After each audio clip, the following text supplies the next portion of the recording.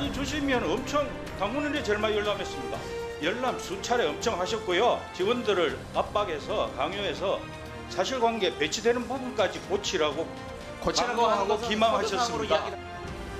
오죽했으면 국민들이 감사원은 누가 감사하나 도대체. 감사원이 그동안 정권의 돌격대라는 오명을 뒤집어 쓸 수 있는 여러 가지 국민적 비난을 자초하고 있습니다.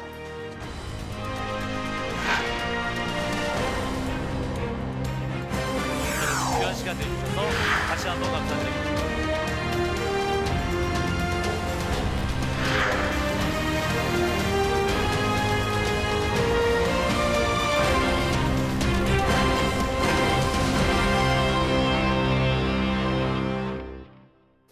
네, 최근 이어지고 있는 여야 대치 격화에는 윤석열 대통령의 발언과 야당의 감사원 국정조사 요구도 포함되어 있습니다. 한편 이렇게 정쟁에 몰두하느라 정작 중요하게 다뤄야 할 선거제 개편은 뒷전으로 밀린 상황인데요. 오늘 파워 인터뷰에서는 정개특위 간사이신 더불어민주당의 김영배 의원을 모시고 자세한 말씀을 들어보겠습니다. 어서 오십시오. 네, 반갑습니다. 네, 안녕하세요. 네, 제가 이 뉴스 프로그램을 3년째 하고 있는데 처음 뵙는 것 같습니다. 예, 이거 불러주셔서 감사합니다. 예, 뵙고 싶었습니다. 예, 감사합니다. 요새 굉장히 좀 또 바쁘신 상황인데 나와주셔서 감사의 말씀 다시 한번 드리고요. 바로 이제 오늘 이야기 시작하겠습니다. 윤석열 대통령의 반국가 세력 발언의 여진이 이제 계속되고 있는 상황인데, 물론 이제 민주당에서도 윤영찬 의원이 또 쿠데타 발언을 해서 여당에 또 이제 공격이 또 이어지고 있습니다. 대통령실은 문재인 정부를 겨냥한 게 이제 아니다 이렇게 이제 수습 국면에 나섰지만, 민주당은 윤 대통령의 또 사과를 요구하고 있는 상황이고요. 의원님이 이제 전 정부에서 청와대 정책조정비서관 또 민정비서관을 지내셨는데, 그렇기 때문에 이제 대통령의 발언 한마디 한마디에 굉장히좀 많은 생각을 갖고 또 민감하게 생각하실 것 같습니다. 윤 대통령 이번 반국가 세력 발언 어떻게 보셨습니까? 전 참 깜짝 놀랐습니다. 우리 국민들이 굉장히 놀라셨을 것 같아요. 윤 대통령의 말씀이 이런 거거든요. 종전선언을 추진했던 세력, 그리고 북한의 유엔 제재를 해제해달라고 했던 세력, 네. 반국가 세력이다 이렇게 이제 말씀하신 거잖아요. 그러면 종전선언을 추진했던 세력이 문재인 정부에서 추진했고요. 또 하노이 회담 포함해서 네. 트럼프 대통령도 그 종전선언에 동의를 했고요. 그다음에 바이든 대통령도 인정을 했단 말입니다. 네. 그리고 역대 정부에서 7.4남북 공동성명이 발표됐던 박정희 정부 이후로 지금까지 평화 통일을 위한 꾸준한 그 여야를 가리지 않고 보수 진보를 가리지 않고 평화가 정말로 우리 민족에게, 우리 한반도에게 가장 필요한 가치다. 뭐 이런 것은 공인된 정말로 우리 국가적 그런 합의라고 저는 그렇게 생각하고 있었는데, 네. 그걸 추진했던 전 정부에 대해서 반국가 세력이다라고 말씀하시는 것은 저는 대통령으로서 절대로 해서는 안 되는 정말로 위험하기 짝이 없는 말씀이다. 왜냐하면 반국가 세력이라고 하는 거는 그러니까 나와 다른 세력이다라는 취지가 아니고 한 국가에서 살아갈 수 없는, 그러니까 쉽게 말하면은 국가보안법 위반 세력이거나 네. 쿠데타 세력이거나 이 반헌법적 세력이다라는 취지의 말씀이기 때문에 적으로 규정을 하게 되어 있잖아요. 네. 그렇기 때문에 우리 대한민국에서 과연 종전선언을 추진했던 세력이 적이냐, 그러니까 한반도의 평화를 추진하는 게 적으로 간주해야 될 사람들이고 내용이냐, 이런 질문이기 때문에 저는 정말 좀 놀랐고요. 저는 대통령께서 설사 일부 그런 세력에 대한 비판적 견해를 가지고 있다 하더라도 네. 국민 통합을 이끌어가야 할 막중한 대통령의 자리에서 그런 발언은 실수이거나 잘못된 발언이라고 인정하시는 게 저는 옳지 않을까 그렇게 생각을 합니다. 알겠습니다. 네, 또 네. 법사위에서 또 논의가 됐던 내용인데 그 발언과 관련해서 논란이 또 크게 있었던 인물이 있죠. 유병호 그 감사원 사무총장이 발언도 좀 논란이 됐는데 지난 6월 30일 국회 본회의에서 그 감사원 국정조사 요구서가 보고가 됐습니다. 민주당은 전현희 전 국민권익위원장에 대한 그 감사 보고서 조작 의혹을 제기하고 있는데 자, 국정조사를 통해서 어떤 점들을 좀 밝히실 건가요? 감사원이 독립된 기관으로서 행정부의 잘못된 여러 가지 행위들을 점검하고 이 견제하는 역할을 하라고 존재하는 기관이잖아요. 특히 네. 이제 감사원법 3조에 보면 감사원은 감사원장과 감사위원으로 이루어진다라고 해서 감사위원이 총 6명이거든요. 네. 그래서 이 7명이 감사원을 구성하고 그리고 사무총장이 지휘하는 사무처는 그 행정적인 처리를 위해서 존재한다라고 감사원법에 명시가 되어 있습니다. 네. 그런데 이번에 국회에 제출된 감사위원회의 회의록을 보게 되면 유병호 사무총장이 심지어는 감사원장의 말을 계속 자르고 그리고 감사위원회에 대해서 아주 겁박하는 그런 이제 단어들도 많이 나오고요. 그리고 심지어는 감사위원들 중에 이제 주심위원이라고 있습니다. 어떤 사건이 있으면 그거를 책임지는 주무위원이 있다는 뜻인데요. 네. 감사원 법에 보면은 그 주무위원에게 마지막으로 열람을 반드시 하고 그 감사 보고서를 공개하게 되어 있거든요. 그런데 그 절차를 거치지 않았습니다. 심지어는 그것을 온라인상으로 결제하는 시스템이 있을 거 아닙니까? 그 시스템을 임의로 그 시스템을 바꿨어요. 그 예를 들면 우리도 뭐 국회도 회사고 어디든지 뭐 회사가 있으면 그 결제 시스템이 있는데 자기가 마음에 드는 결제를 안 해준다고 해서 중요한 특정인을 패싱하고 그 시스템을 바꿔가지고 이게 그냥 통과가 되도록 하는 시스템을 만들었다. 이거는 중대한 규정 위반일 뿐만 아니라 직권남용이고 이건 업무방해에 해당한다고 볼 수가 있거든요. 네. 그런데다가 감사원 명의로 여러 차례 보도자료를 냈는데 네.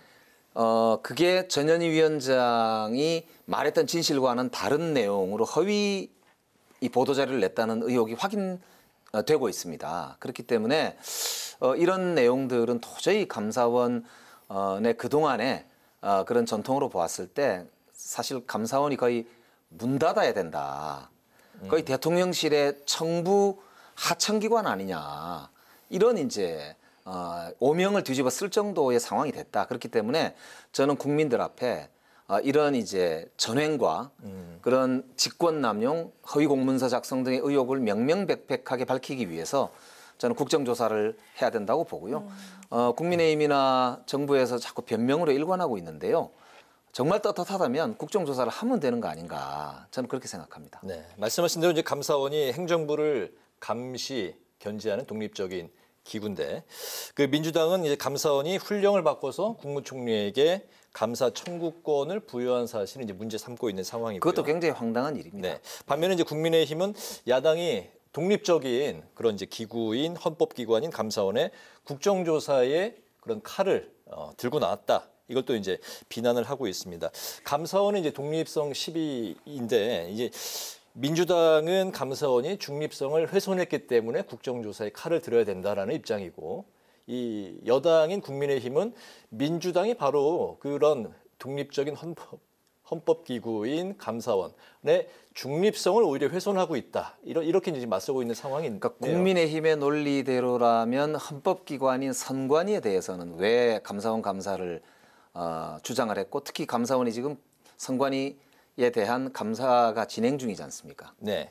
이게 사상 초유의 감사원의 선관위에 대한 감사가 진행 중인 것이거든요. 네. 그러니까 이 말은 헌법기관이라 하더라도 독립된 기관이라 하더라도 그 행정 과정에서 현저한 문제가 발견이 되면 감사를 진행할 뿐만 아니라 국정조사도 할 수 있다라고 하는 취지의 행위가 이미 이루어지고 있다는 걸 알 수가 있는 것이고요. 특히 감사원의 경우는 아시겠지만 지난번 서해 공무원 피격 사건 때도 그랬고 태양광 이번의 사건 네. 뭐 여러 사건으로 봤을 때 정말로 최재해 원장이 실수인지 어쩐지 모르지만 감사원은 대통령의 성공을 뒷받침하는 보좌기구다 이렇게 말을 해서 감사원의 정말 이 체면을 있는 대로 떨어뜨린 장본인이잖아요. 근데 네. 지금 그게 국민들이 볼 때는 대통령을 돕기 위해서 감사원이 권력의 돌격대로 나서서 앞잡이 노릇을 하고 있고 필요하면 다 전 정부를 뒤져가지고 수사 의뢰 이런 거를 이제 막 앞장서서 하고 있다. 그 선두에 유병호 사무총장이 심지어는 감사원장조차도 패싱하면서 앞장서고 있는 거 아니냐. 그래서 그게 이제 지난번 우리 국회 바로 할 때 그 유병호 사무총장이 원장님께 심플하게 답변하세요라고 써서 이렇게 메모를 주는 모습이 포착이 됐지 않습니까? 그러니까 심지어는 오죽했으면 우리 민주당 의원 한 분이 원장님 유병호 사무총장이 겁나세요?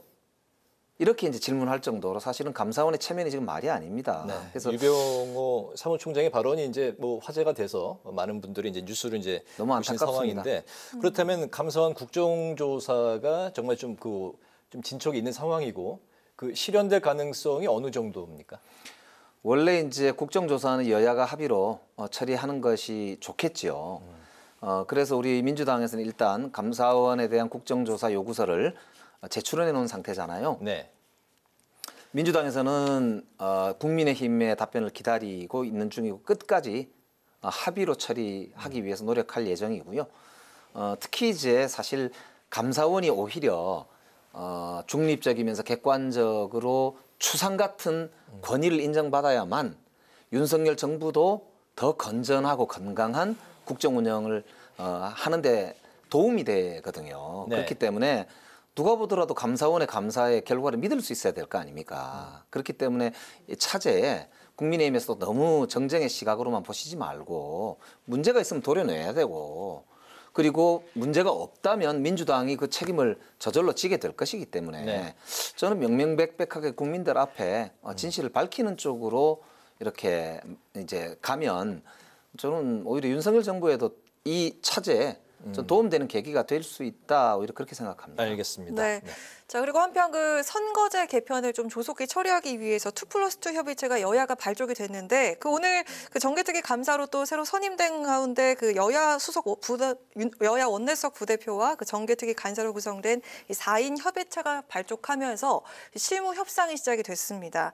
자, 그런데 이런 상황에서 나온 김기현 국민의힘 대표 그 의원 수 30명 감축 이거 어떻게 생각하시는지 좀 들어볼까요? 교섭단체 대표연설 때 김기현 대표께서 국회의원 30명 축소하자라는 주장을 하셨거든요. 비례대표하고 같이요. 네. 그렇습니다. 그런데 저는 의석을 축소할 수도 있겠습니다. 그런데 실제로 중요한 것은 기득권을 축소하는 거거든요. 네. 그런데 김기현 대표 말씀대로 지금 우리가 253석 47석이 비례대표거든요. 네. 그러면 이 비례대표 중 30석을 축소하게 되면 지역구의 비율이 오히려 더 커지는 거잖아요. 근데 국회의원에게는 아시다시피 진짜 기득권은 지역구입니다. 비례대표는 많이 해봤자 한 번 아니면 두 번 아닙니까? 네. 지역구는 쉽게 말하면 마르고 닳도록 해먹을 수도 있는. 그래서 이 지역구 국회의원에게는 지역구가 유지되는 게 굉장한 기득권이라고 말씀드릴 수 있고요. 그래서 민주당은 만약에 이왕 줄이자면 지역구를 줄여야 된다. 그리고 다양한 국민의 목소리 그리고 특히 청년들이나 여성들 같은 경우나 사회적 약자는 국회로 들어올 수 있는 그런 가능성이 좀 적잖아요. 네. 그렇기 때문에 이분들이 오히려 목소리가 국회로 많이 대변될 수 있도록 비례대표를 좀 늘리고 다양하게 경로를 확보해 주는 게 저는 21세기 우리 대한민국 국회에 오히려 더 중요한 가치라고 생각하기 때문에 김기현 대표의 사실은 주장은 기득권 사수하겠다라고 하는 선언으로밖에 보이지 않는다. 그런 말씀 드리고 싶고요. 민주당은 정말 이 정당의 기득권 그리고 국회의원의 기득권을 내려놓는 그런 방향으로 정치개혁, 선거제 개혁이 이루어지는 게 바람직하다. 네. 그렇게 생각하고 있습니다. 그 사실 이재명 대표 경우에는 최근에 그 선거제 개편에 대한 언급이 전혀 없었는데 이게 좀 개편에 대해서 미온적이다라는 생각도 드는데 어떻습니까? 사실은 이재명 대표가 대선 때도 그랬지만 대선 끝나고도 여러 차례 정치개혁과 선거제 개혁에 대한 의지를 밝혀왔습니다. 그런데 최근에 이재명 대표가 직접 말씀하시지 않은 이유는 여야 간의 협상이 조금 더 무르익을 필요가 있고 또 결정적으로 당론이 정해져야 하는 시기가 아직은 도래하지 않았다고 판단했기 때문에 당 대표로서 그냥 당론을 모으는 게 더 우선이겠다 이런 생각을 하셨다고 합니다. 그래서 지금은 이제 민주당의 당론이 사실상 정해졌고요. 거기에 이재명 대표가 결단을 한 셈이에요. 그래서 지금은 남은 것은 집권 여당 국민의힘이 책임 있게 당론을 빨리 정하시고 좀 협상에 임해 주십사 하는 말씀을 드리고 싶네요. 네, 선거제 개편을 위한 그 2+2 협의체가 이제 뭐 결실을 보기 위해서 이제 배가 또 이제 산으로 가지 않기 위해서 이제 좀 보완에 좀 신경을 쓰는 이제 분위기라고 전해 들었습니다. 의원님이 이제 그 야당의 간사로서 그렇지만 이 선거제 개편 논의가 좀 더 효율적으로 가고 또 이제 더 좋은 방향으로 선거제 개편 논의가 가기 위해서는 어떤 그 로드맵이라고 뭐 할까요? 예, 어떤 방향으로 좀 가야 된다고 생각하십니까? 모든 협상이 그러하겠지만 이제 상대방의 입장을 잘 듣고 존중하는 게 굉장히 중요하다고 생각합니다. 그래서 저는 국민의힘 의원들의 이제 말씀도 잘 듣고요. 네. 또 우리 민주당 내에서도 사실 다양한 목소리가 있는 것도 또 사실이고요. 그래서 저는 이 다양한 목소리를 잘 경청하면서도 그러나 가장 중요한 것은 역시 국민들의 바람이고 목소리다. 그래서 국민의 요청, 국민의 그런 이제 그 열망 이걸 잘 모으는 게 저는 핵심이라고 보기 때문에 네. 그런 점에서 여야가 머리 맞대고 마음을 이렇게 터놓고 이렇게 기득권을 내려놓는 차원으로 논의한다면 저는 결실이 뭐 그렇게 어렵지 않다. 뭐 이런 희망도 가지고 있습니다. 그렇군요. 긍정적으로 이제 바라보고 계시는데 4인 협의체 회동에서 민주당이 이제 8월을 선거제 개편을 위한 이제 데드라인으로 설정을 했는데 이 데드라인 8월까지 정말 선거제 개편 논의가 끝날 수 있을지 어떻게 보시는지 그리고 이 선거제 개편 논의에서 최소한 정말 이것만큼은 꼭 지켜줘야 되겠다 생각하시는 게 있으실 것 같습니다. 같이 좀 들어볼까요? 이제 선거법이 원래는 그러니까 국회의원 선거일로부터 1년 전까지 협상이 끝났어야 되거든요. 네. 법적으로. 그런 현재 국회도 또 위법을 하고 있는 셈인데요. 정말 최대한 빨리 끝내야 된다. 그 말씀을 우선 드리고 싶고 특히나 만약에 권역별 비례대표제를 도입한다면 지금 해외에 계신 우리 동포들 유권자 등록을 위해서라도 10월 중순까지는 협상이 끝나야 합니다. 네. 그걸 위해서 역산을 해보면 입법 과정이 한 2달 걸리기 때문에 선거구 획정도 해야 되고요. 그래서 8월 말까지는 이제 끝나야 된다 그 말씀이고요. 네. 저는 오늘 국회의장께서는 7월 말씀을 하셨는데 현실적으로는 휴가도 좀 끼어 있고 그래서 저는 8월 말까지는 어떤 일이 있어도 끝내야 된다고 보는데 저는 가장 중요한 게 국민들의 압력이고 지지고 관심이라고 보거든요. 네. 그래서 우리 언론인들 비롯해서 국민들께서 많이 좀 응원해 주시면 잘 끝날 수 있지 않을까 그런 기대가 있고요. 꼭 지켜졌으면 하는 이것만큼. 민주당은 가장 중요하게 생각하는 게 아까 말씀드린 대로 네.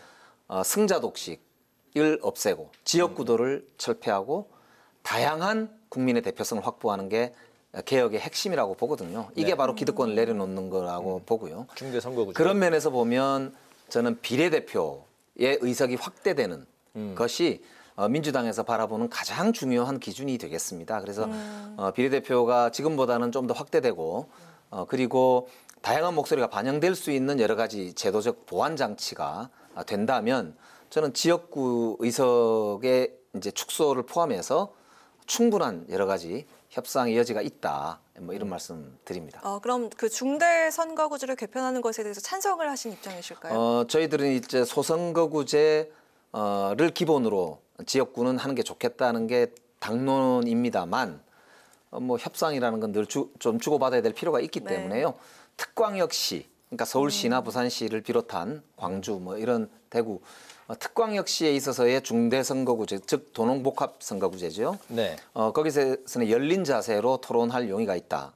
라는 입장을 가지고 있다는 말씀드립니다. 알겠습니다. 마지막 질문 드리겠습니다. 지금 지역구가 그 성북구시죠. 정말 그 다양한 의정 활동을 또 보여주고 계신데 내년 총선까지 이제 9개월 정도가 남았습니다. 그 기간 동안 입법과 또 우리 지역에서 이것만은 꼭 성과를 내야겠다 하시는 거 있으시면 말씀해 주시죠. 최근에 부산 돌려차기와 네. 관련해서 보복범죄방지법을 제가 대표 발의했었는데요. 네. 저는 무엇보다도 최근에 안전 문제가 우리 국민들한테도 가장 중요한 관심사인 것 같아요. 그래서 무엇보다는 앞으로도 더 우리 아이들과 시민들이 안전한 생활을 할 수 있는데 좀 더 입법 중점을 두고자 이렇게 생각하고 있고요. 지역구와 관련해서는 제가 성북구청장 출신인데요. 네. 우리 성북구는 대학도 많고 그다음에 문화가 굉장히 역사적으로 이제 잘 보존되어 있는 곳입니다. 그래서 젊음과 그 문화 두 가지 코드를 가지고 여러 사업들이 있는데요. 특히 이제 성북구가 이제 지붕 없는 박물관이라고 할 정도거든요. 그래서 문화 도시로서의 성북구를 만들어 가는데 중점을 두고 여러 가지를 준비하고 있는데 성과를 내도록 노력을 하겠습니다. 네. 인터뷰를 하면서 계속 그 시선이 의원님의 마이크 옆에 있는 그 인형. 인형이 과연 국회 네. 어쨌든 정치는 모든 게 정치적인 뭔가를 이렇게 나타내는 그런 뜻이 있다고 보는데 그 인형 맞습니까? 어떤 뜻인가요? 예, 이게 우리 주민자치회라고 네? 요즘 주민자치회라고요. 주민자치회. 네. 이제 각 동별로 주민들이 스스로 자치하기 위해서 모여 있는 자발적인 시민들의 기구인데요. 네. 그 주민자치총회가 최근에 동네별로 열렸어요.